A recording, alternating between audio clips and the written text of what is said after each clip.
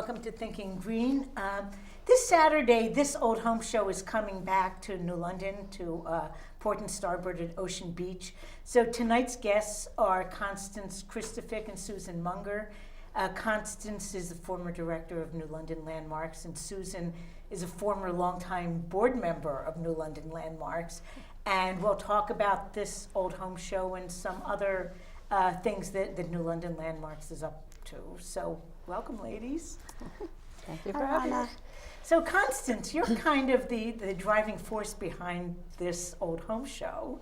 So Taking a project that started before I left. I'm finishing my commitment, so I haven't completely left the organization, and I'm not going to. But so this Old Home Show, one of our board members read a book about the keynotes. She actually had been to one of these home shows, so she brought the idea to the board. We put it on in 2016 and said, let's do it again. And we were able to get a grant to help fund the program from the Franklin West Palmer Fund. Great. So thankful to them. We can have it again at Ocean Beach and have a keynote speaker.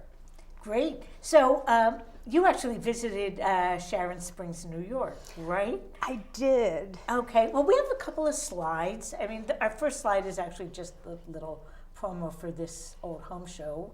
That it's, but then Village of Sharon Springs, and what's happening in Sharon Springs that's relevant to New London? So it's a little historic town, definitely more rural than New London, and it had great history in the 1800s because it has mineral springs there. So famous people like the Vanderbilts and Oscar Wilde used to come to this town. So it was really touristy. There's lots of hotels and spas, and then it just faded away, and there was lots of abandoned buildings. And someone came in and restored a historic hotel, I think in the 80s. And then our keynote speaker, the fabulous Beekman Boys, had visited the town, liked the potential, just like people coming to New London, and they bought a farm. It had a historic mansion and a farm, and they restored it. They're going to come tell their story on what they did, and it just blossomed. There was a goat farmer who said, I need a place for my goats, and they're like, okay, and then they're making goat and cheese, and you showed a photo of the mercantile. Right. And we have another photo, I think, from... So there's a building on the right is going to be turned into a theater. I guess a lot of Broadway actors come visit the town, and so it's going through this revitalization. So we're seeing this parallel from this town with all this historic architecture and arts community, and it's in transition. So we thought, bring someone who has been a Kickstarter in their town, tell us what you're doing, and let's share ideas. So they're coming. Yeah. Well, this is one more slide. I don't know what building this is, but... That's the American Hotel. Okay. And now that's been restored? Yes, that's the one I think that got it started in the 80s. And I think the owner is the mayor of the town, or was. Yeah. So our mayor, take note. Next career, hotel owner. Did they talk about their book? I love the title of their book, that early one. The Bucolic Plague. Bucolic and I think it's the memoirs of the experiences of restoring a house and opening a farm. So. And we have a few pictures of, their farm and them. This is, you can't really read it. The Beekman Mansion. But that is the Beekman Mansion, and this, I'm guessing, is the mansion. Mm-hmm. And I have some indoor photos. Ooh. They weren't there when I visited, so I was only on the grounds. Okay, so... Yeah. So I didn't see the house. But I saw the store, the mercantile. And this, I don't know, looks like it's also inside. It's amazing looking. Yeah. Yeah, it really is. So these two guys moved in, thought it was wonderful, talked it up, and the town started to revive? Is that basically how it went? because they have a show on TV, Aha. and their store is not just selling from the store; it's online, and it's become this lifestyle brand. So it's bringing all this attention to this town, and it's going through positive changes.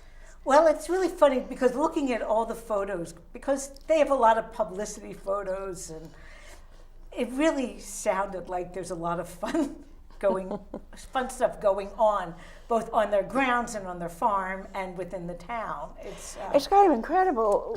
We brought Pfizer in to revive it, and they left. And these two guys went to Sharon Springs and did it. What we need to do, we need two guys like them. Mm-hmm.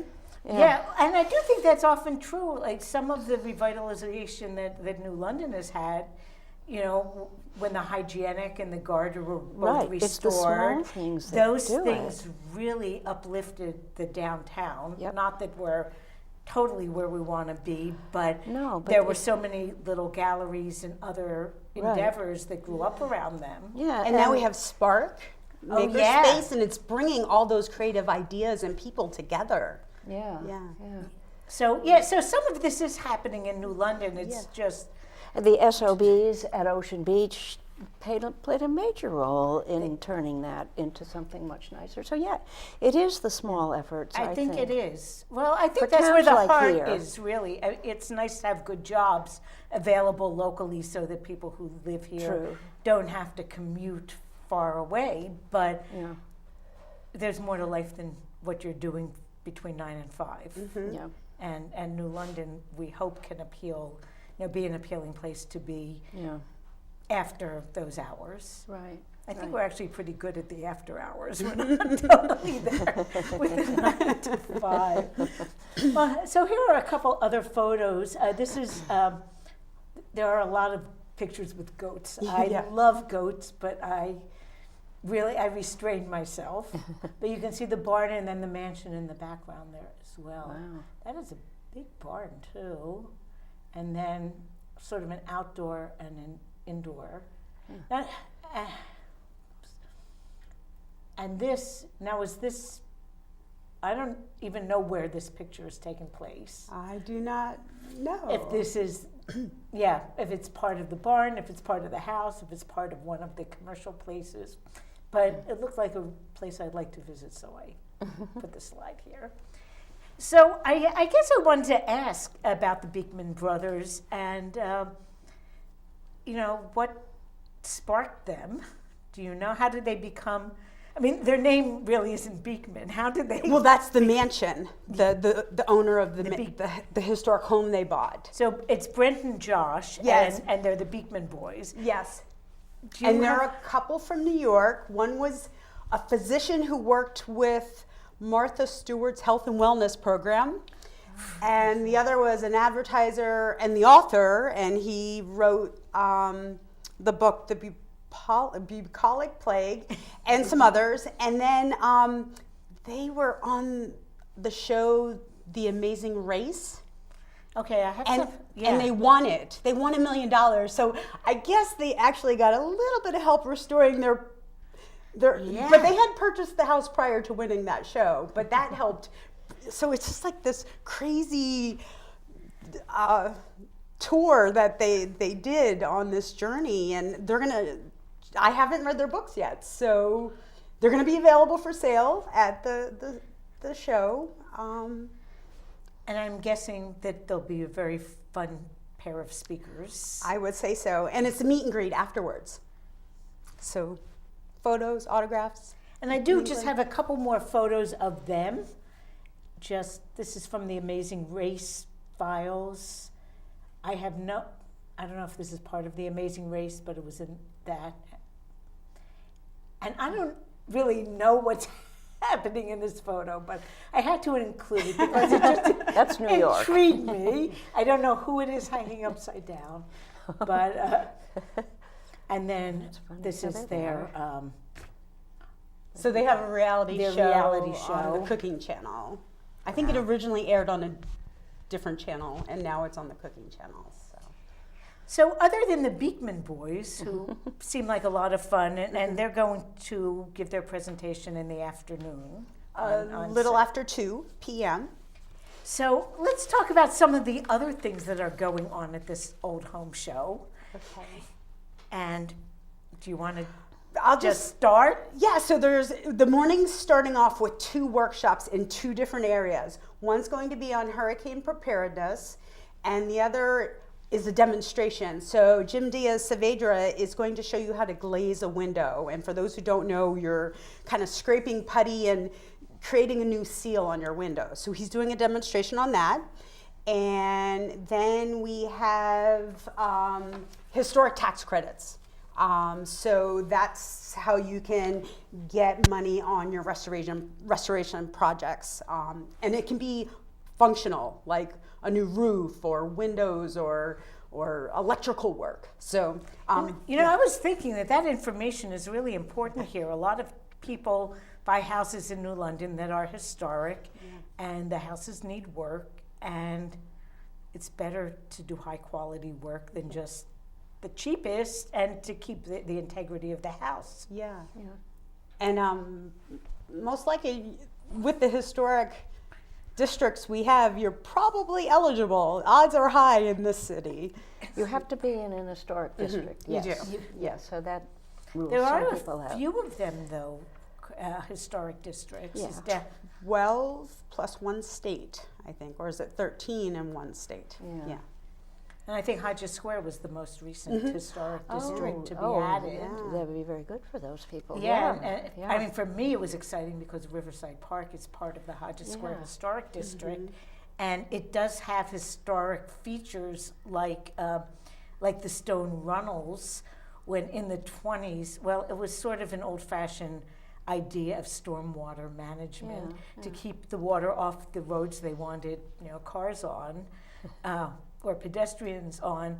They built these beautiful, mostly cobblestone, but some brick, like trenches to direct the stormwater straight to the river. Straight to the river, yeah. Now, nowadays we don't want the stormwater to go straight to the river. We want it to be infiltrated in place as much as possible. Yeah. But they're a gorgeous historic feature, and they are. we've done some planting near the endpoints of those runnels so that it brings the water, but then hopefully plant roots will stabilize it as plants grow bigger, and just that entrance way that leads to the river will be closed off, Yeah. but Yeah. we'll still be able to You see the still get it. runnels. Yeah, yeah. And, yeah. The application, unless they've changed it a lot for those historic tax credits, is not a difficult one to do. They want you to take pictures and such, but it's not some huge, 25, 35-page application, I don't think. It takes some time, but it's manageable. But it yeah, is. just compiling a little bit of history, which that information is at the Office of New London Landmarks. Actually, a lot of it's online now. So gathering that information, getting your quotes, your estimates. I think it's manageable. Yeah. Now, how does it work in terms of what people get in, for their application? The percentage is 25% from the state program. It's also 25% from the national program. So you could conceivably get 50% if you apply for both programs, but national is a little stricter. So a lot of people don't apply for that program. And the reason I ask is I've been kind of involved in a current effort to start a community land trust in New London. And one of the neighborhoods where people are looking for houses is our Freedom Trail neighborhood, which I'm sure is part of a historic district. And sometimes when people want to donate houses, they need a lot of work, but you don't want them not to maintain that historic character just because you want to make them affordable. So I'm wondering if that tax credit program might be worthwhile for purchasers in a historic district, even if it's a land trust. Well, I definitely recommend if you're interested in the program. Well, Yeah, the to come on audience, Saturday. To come on Saturday. That program is at 11:30. And Nina Caruso of Crossgate Architects who their architecture firm has used the program for many years. They're constantly, she'll be up to date on that, and she'll be sharing that.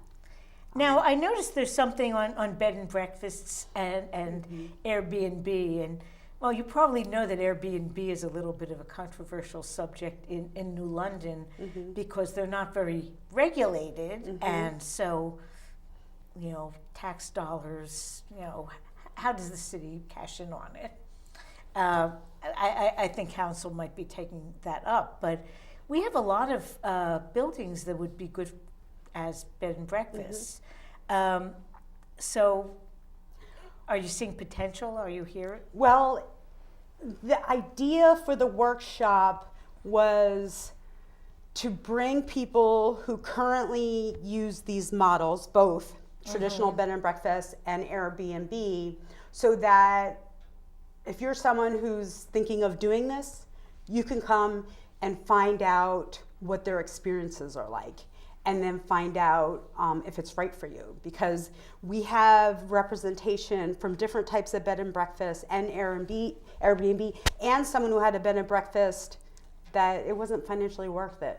They left. So, is it something you can quit your day job, and then philosophically, do you want the Airbnb? Do you feel right not having this regulation?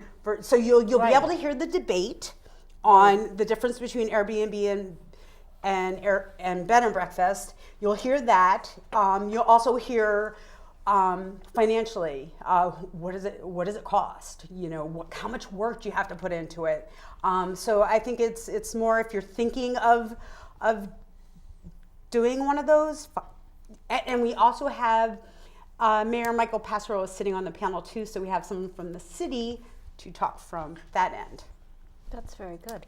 What time is that one? I want to go to that one. That one is at 12:45. Okay.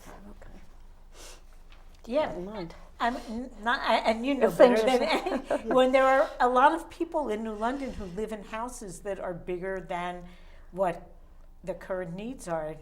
If they bought the houses when they were raising a family, and now it's one or two people in a big place. It seems to me it would have appeal too, because I don't know how busy, say, the hotels. It's not the Radisson anymore. What is it? The Holiday Inn. The Holiday Inn.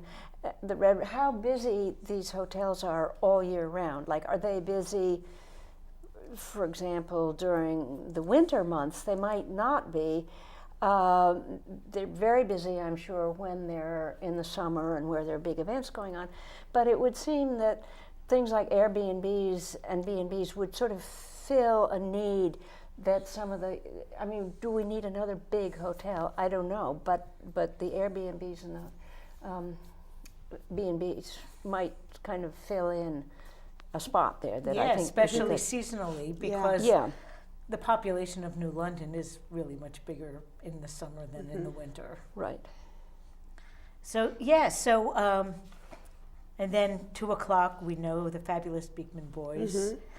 And then there's a garden zone. Is this something new, or did you have it in the past? It's brand new, and we are thankful for Susan to mastermind this whole new area with its own little presentations. So I'll let Susan give detail. Well, Constance told me about this old home show, which I always have thought landmarks should be doing, and she said, "How about a gardening table?" And I thought, of course. I just thought it was a great idea. What I want to do is talk about sustainable gardening practices, because, and it does kind of fit in with the rest of the home show, because we're talking about preserving things, about reducing our impact on the environment. And sustainable gardening is a really hot topic now. I was just reading UMass is having a whole conference on sustainable gardening. There's symposiums, all kinds of things are going on. The books are being written, websites are going up.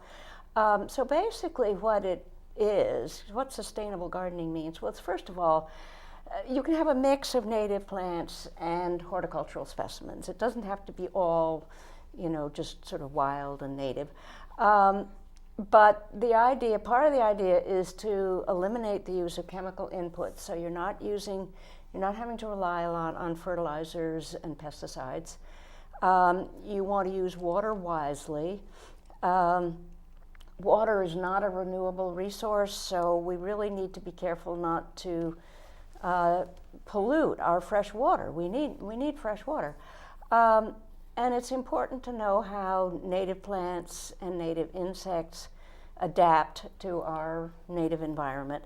So as some people say, the adage, right plant, right place. If you put the right plant in the right place, it will survive without a lot of additional extra work, and it will look nice because it's happy. I'm hearing things like, it's not people versus nature anymore. It's people in nature, part of nature. We're all part of the natural world.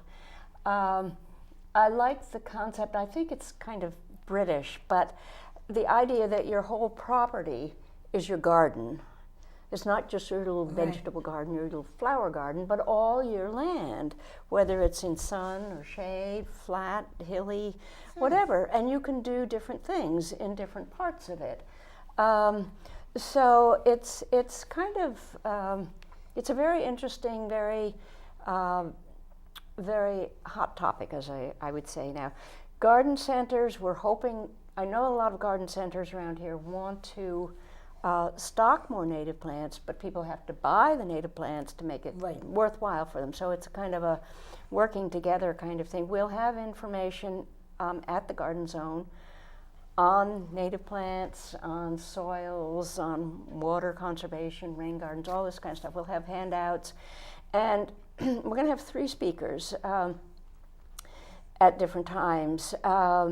Linda Turner, well, because it's the old home show, period houses, old houses, we're going to have Linda Turner, who has done work restoring period gardens.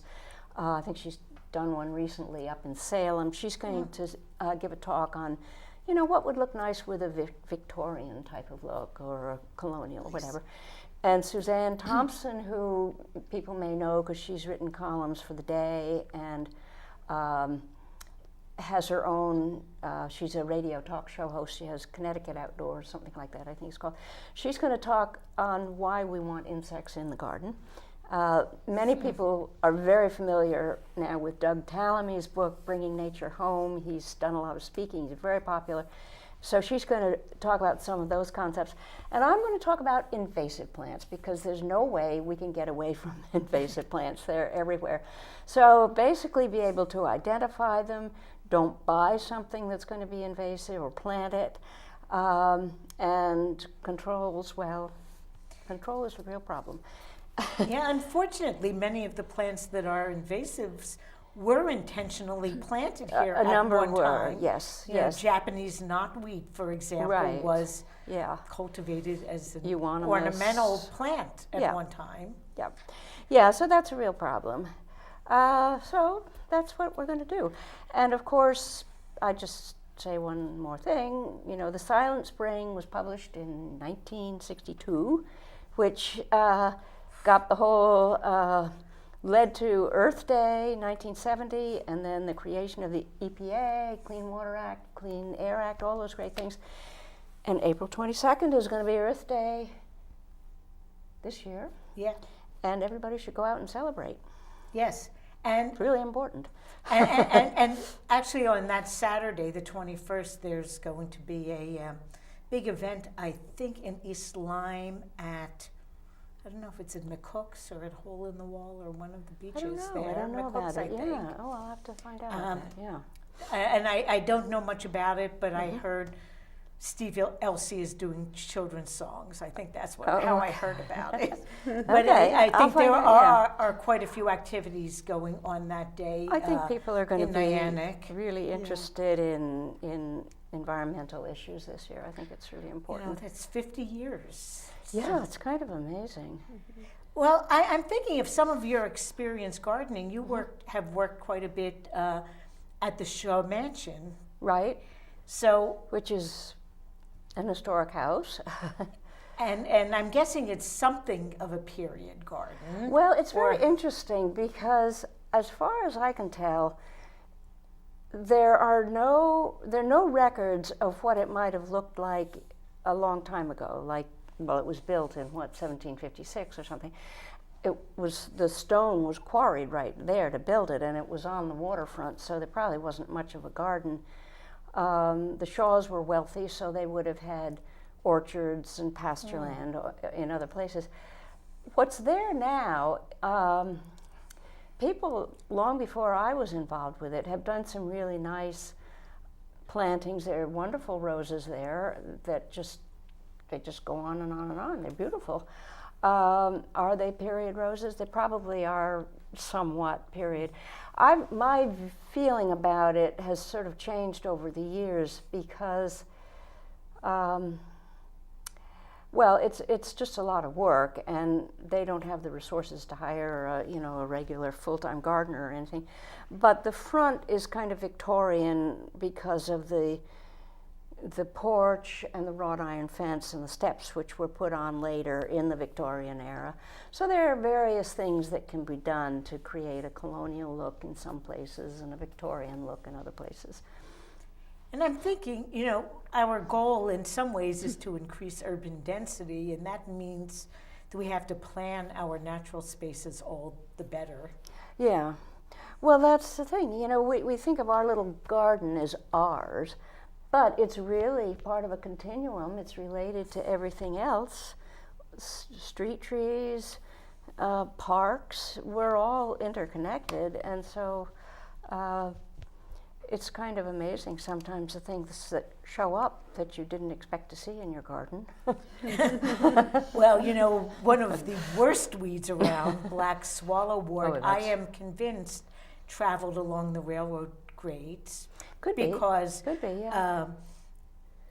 I live near the railroad tracks, and I've seen it since I lived in New London, but even when I lived in Waterford, I had never seen it. Well, those little seed things just carry Oh, yeah, like crazy. well, it's like milkweed. Yes, it's like milkweed. It's like dandelions. It'll just blow all over the place. But that is a real problem, for sure. And where was I? I was looking at some garden that had barberry planted in the middle of it. It was like a rain garden, and I thought, who put the barberry in there? Because that's an invasive plant. And what happens is barberry and winged euonymus, they spread into forests. And you'll go into a forest and you'll see nothing but winged euonymus and those bright leaves, and it's very pretty. The problem with the euonymus is it has a very dense layer of roots, and it makes it next to impossible for our native herbaceous plants to grow around them. So the wildflowers, if the deer haven't gotten them, they can't come up through that dense mat of roots. So there are a lot of reasons why the invasives are not good. Even though we see some of them, we see in places that were planted. I've walked through the area of down from the old mill that goes out to Winthrop Cove, and there are places across the street from the old mill where there were winged euonymus that are spaced. Oh, like yes. Every that they were planted. Oh, they were planted. And- Yeah, they were planted because for erosion control along the sides of highways there. I think there still are huge numbers of them out at the entrance to the Coast Guard Academy. They're And they also help breed ticks, Yeah. both barberry and winged euonymus. So Yeah. if you want still another reason to hate them. yeah. So I have a couple of photos here, just I think from last year's show. Just, some of the displays.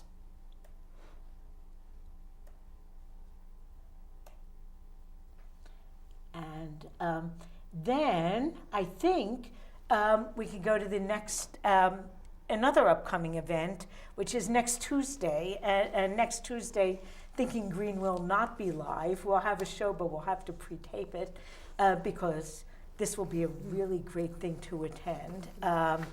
And it is a landmark-sponsored program about called Discrimination, Urban Renewal, in New London's Lost neighborhood. Now, you've been reading up a little bit about Linwood Bland. Well, I or- just heard about this event, and fair housing really wasn't something that I had been thinking a lot about. But I did remember a book that Linwood Bland published. I don't know, Bob, can you oh, well, I'll hold it up.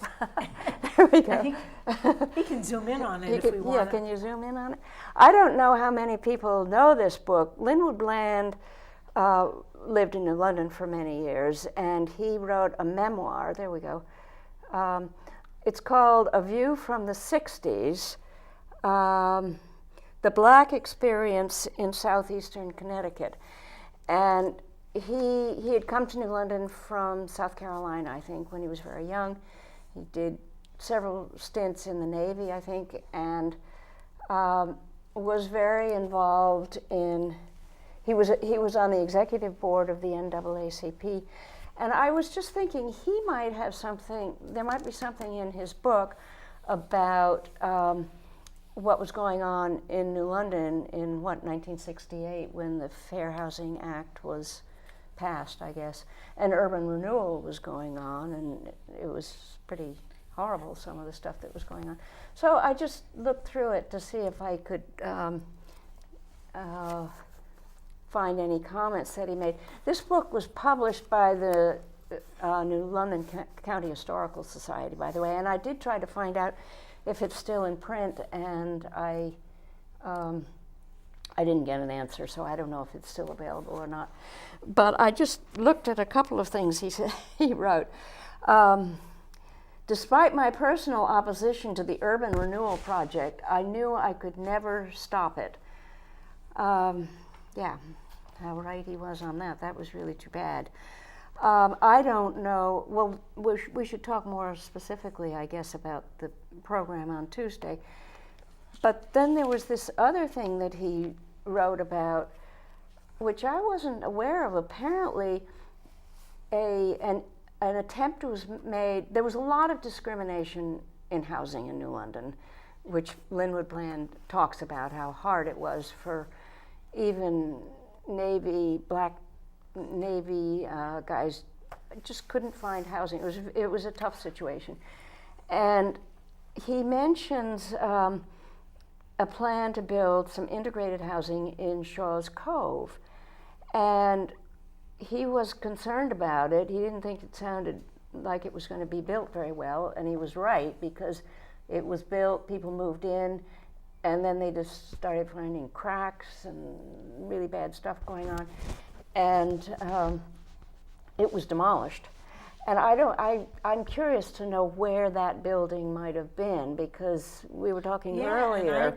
And none of us lived here at that time. Right. Yeah. I would be really interested in hearing from people who lived in that Shaw Cove area what that transitional time looked like. Yeah. Well, I'll use that for this program. So Laura Okay. has conducted several oral histories with people who have lived through this era in New London. Now, this program is going to focus on one particular neighborhood and not I have that sort one. of a map. I don't know. Yeah, This I is the should have jumped in. 1911 map, and it doesn't.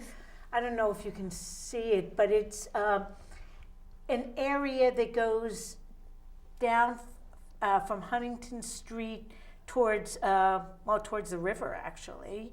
And there are old streets, Shapley Street and Hill Street, Church Street, that don't exist anymore.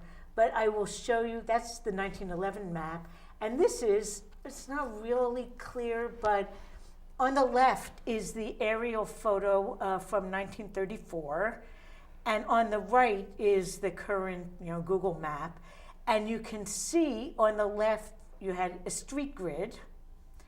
And on the right, you can see the funny curved apartment buildings where the low-income housing was built. So the whole character of the street grid just disappeared, and I think those streets to the left that disappeared between then and now are some of the streets that are going to be focused on in this program. Yes, as an example, but not that Right. people in attendance may be able to share stories that go beyond Right. that neighborhood. Yeah. And really, urban renewal did affect a lot more than that. If you go to the other side of the old mill, of course, you see the impact as well, and the whole, separation of the Hodges Square area and north from the downtown. I mean, it was partly that the bridges went through, but it was partly that, like, there were blocks of houses between one and the other, and they were kind of flattened, and the low-income housing doesn't look promising for a person who doesn't live there to walk through that neighborhood to get from point A to point B. It isn't a welcoming space. So, is there anything else we can share specifically about this program? Sure. So there is going to be two main speakers. There's going to be oral histories that they'll share, and some of those individuals will be at the event. Oh, great. But Fanula Darby Hudgens of the Connecticut Fair Housing Center, she'll be there to talk about the policy side to the Fair Housing Act and zoning in New London. There'll be more maps and a slide presentation on neighborhoods before and after. And then Lonnie Braxton, who was a former president of the NAACP in New London and in Norwich, he'll be talking on a more broad philosophical look at that lasting impact of the Fair Housing Act, and so we kind of have two perspectives. And I find that very interesting too. I know that Connecticut in general and New London in specific are quite segregated if you look on a block by block basis. And I am curious what it looked like before urban renewal and then during and now present time. Are we getting more integrated or not? And did all these attempts have any success, or did they make them worse? I don't have I'm the not answer. sure about that, but Laura did mention a couple facts for me, saying that there was over 700 dwellings lost during this urban renewal, and although a majority in New London were white, you were more likely to be displaced if you were black.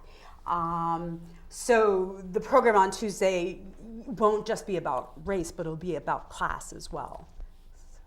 Yeah, and of course in New London, before Fort Trumbull, most of the area, south of Willits in general, has not been touched by urban renewal for the most part. North of Willits, and especially north of the bridge, have really had a lot more demolition. Yeah.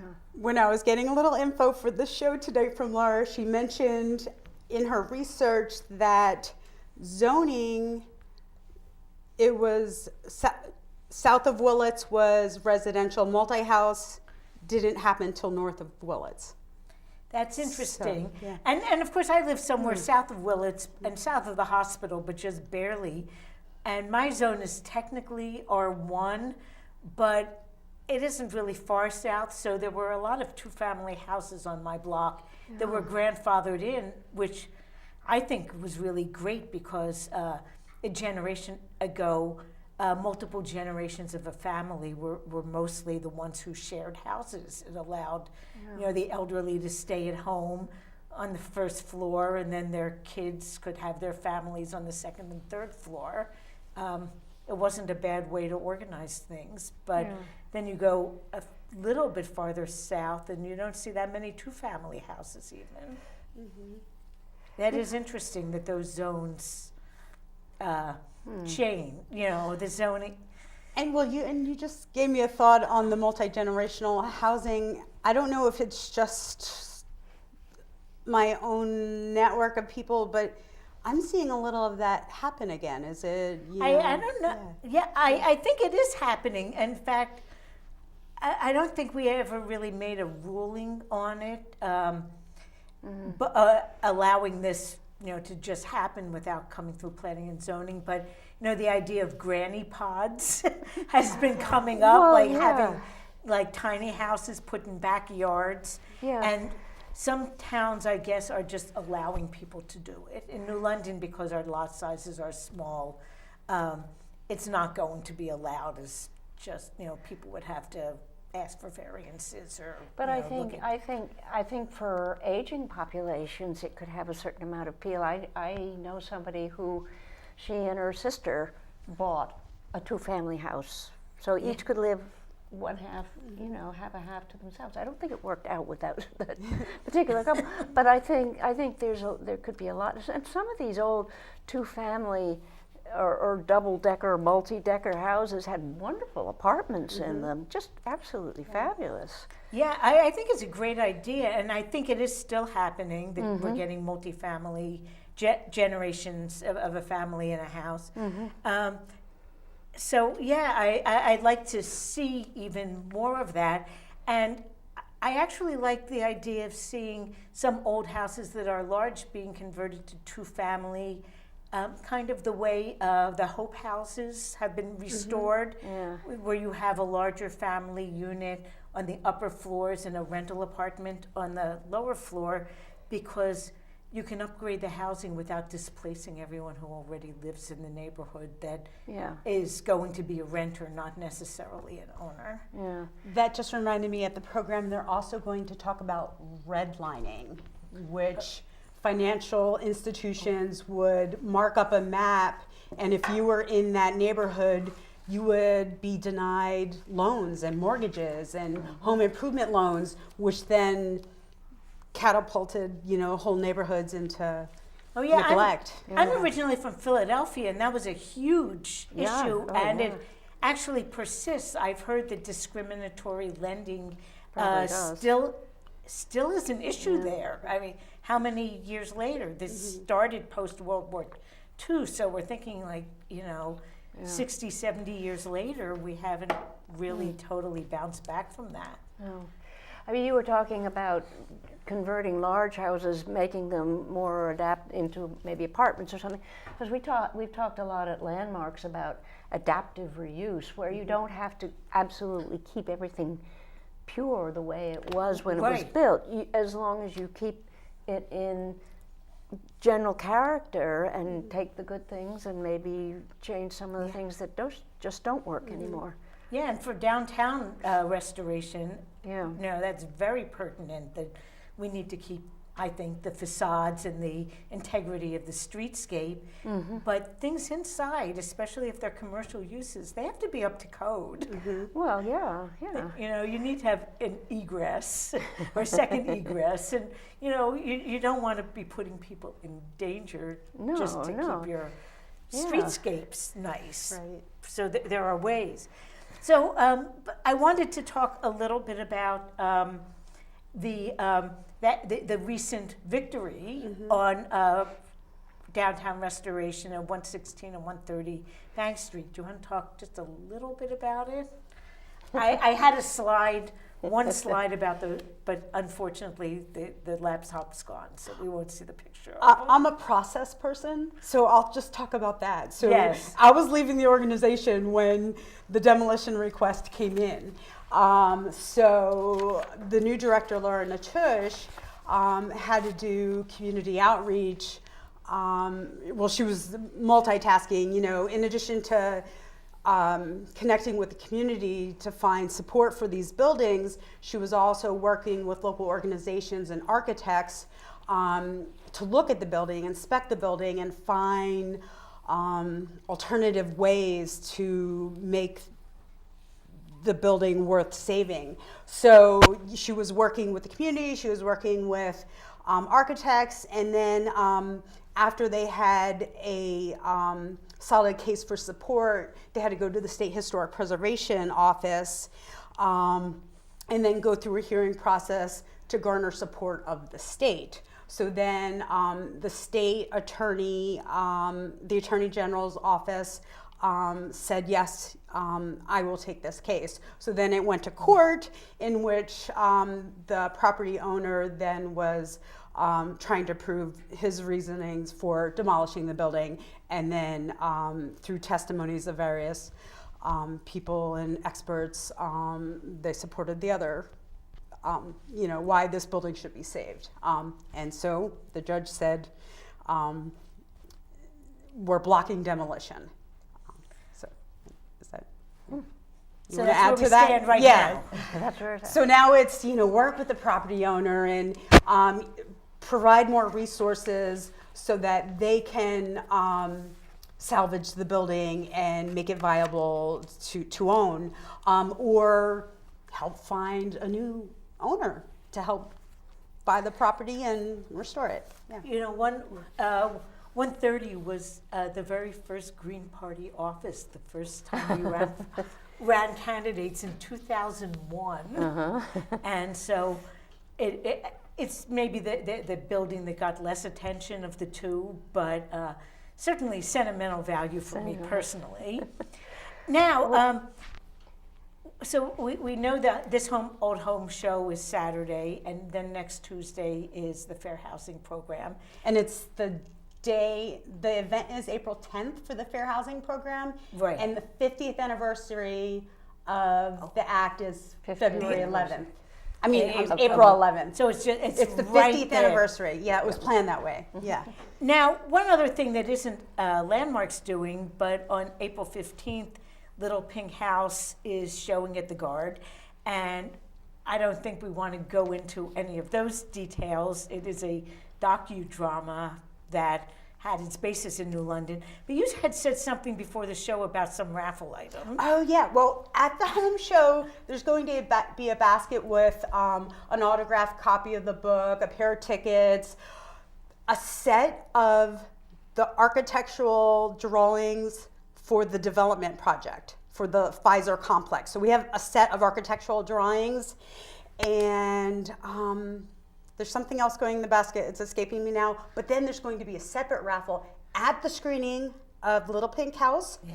So former director Sylvia Malizia, who was the former director of Landmarks during this period, she's an artist, and through all the community meetings and hearings that she was at, she was sketching.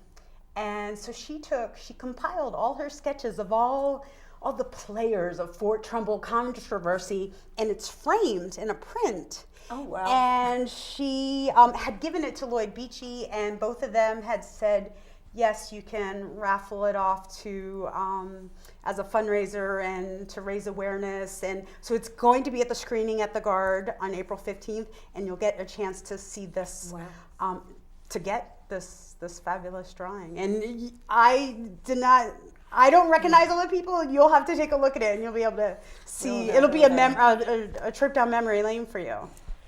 Yeah, and really, just so people know, if you look at the book, Little Pink House, Sylvia's painting of the Little Pink House is the cover of the book. Oh, yes, that's right. I forgot about that. Yeah. So, and I guess we only have maybe not even 5 minutes left. I wondered if we could spend a little bit of time just telling people about New London Landmarks and how they can get involved and what else is going on.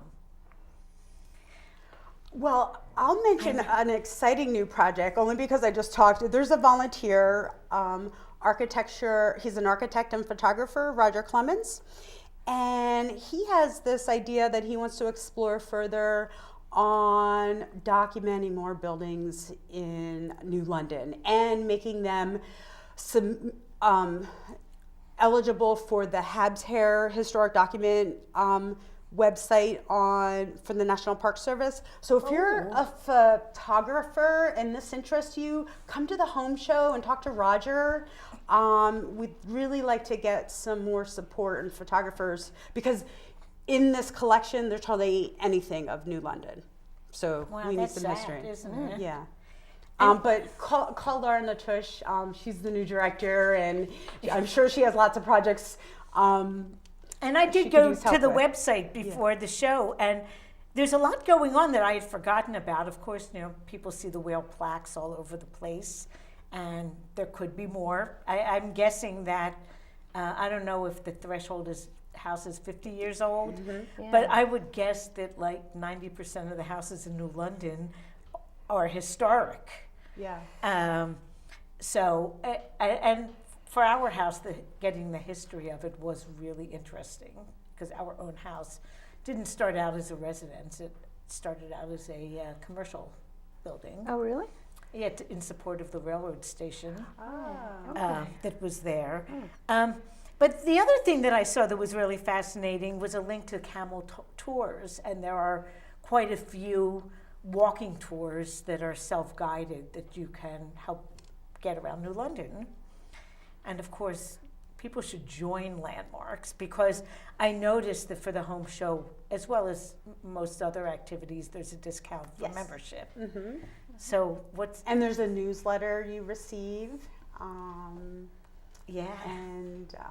And membership does not cost that much to get. It's not. I think it's very $25 for an individual. I don't remember what Yeah. a family is, but it's very reasonable to get up-to-date e-blasts that don't bombard you but keep you informed, and discounts on all the great things that go on. I thought the membership has grown, hasn't it? I mean, I was looking at the list of members and the annual report at the annual meeting, and I think it's grown because I used to work on membership lists, and I think it's really, the organization is really. I think it's had getting a high recognized. profile in a lot of things that are happening in the city, Yeah. and that has helped a lot. Well, I'm told we are out of time. Oh.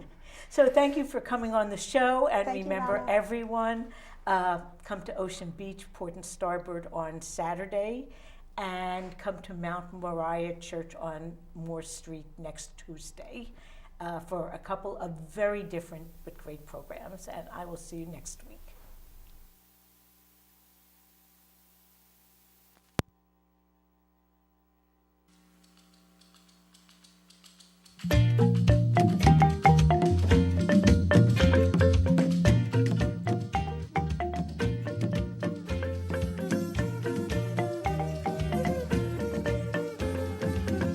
Tuimbe Afrika, tuimbe Afrika, tuimbe Afrika, nimpenda mzuri sana. Tuimbe Afrika, tuimbe Afrika, tuimbe Afrika, ninakupenda sana.